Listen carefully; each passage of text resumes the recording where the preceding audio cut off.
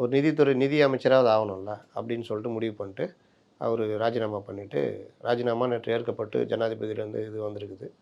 அவர் இன்றைக்கி சேர்ந்துருக்காரு. அதனால் முன்ன 3 பேர் அடிச்சிருந்தாங்க. இப்போ 4 பேர் அடிச்சுக்குவாங்க. அவ்வளோதான்.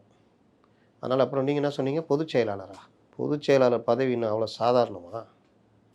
சேரு கீரெல்லாம் தூக்காமல் பார்த்துக்கணும். ஒயர் மேலே யாரும் ஏறாமல் பார்த்துக்கணும். கட்சிக்குள்ளே யாரும் வராமல் பூட்டி உக்காந்துக்கணும். இந்த வேலைலாம் அவர் செய்ய முடியுமா? அவர் தன்னை இன்டலெக்சுவலாக நினைத்துக் கொள்பவர். புரியுதா? அவர் இதெல்லாம் பண்ண மாட்டார். அதனால் இணை பொதுச் செயலாளர், துணை பொதுச் செயலாளர் இந்த மாதிரி ஏதாவது கொடுப்பாங்க. புஷியை மீறிலாம் நீங்கள் விஜய் சிந்திக்கவே மாட்டார். இல்லை, அதை தாண்டி தான் நீங்கள் சொல்கிறீங்களே சார், அதை தாண்டி ஒருத்தர் செல்வாக்கு மிக்கவராக வந்து அருண்ராஜ் இருக்காரு. அதை தாண்டி புஷி இருப்பார். நீங்கள் புஷியா இவரானா அவரை கழட்டி விட்டுருவார். அந்தளவுக்கு புஷி இது. அதனால் ஏன் இவர் அறிமுகப்படுத்தி வச்ச ஜான் ஆரோக்கியசாமி இன்றைக்கி விஜய்கிட்ட வெயிட்டாக இருக்காப்புல. அவருக்கு என்ன பயம்னா, விஜய்க்கு தன்னுடைய கார் டிரைவர் வேலையை விட்டு நிற்கிறனா கூட விஜய் பயந்துருவார்.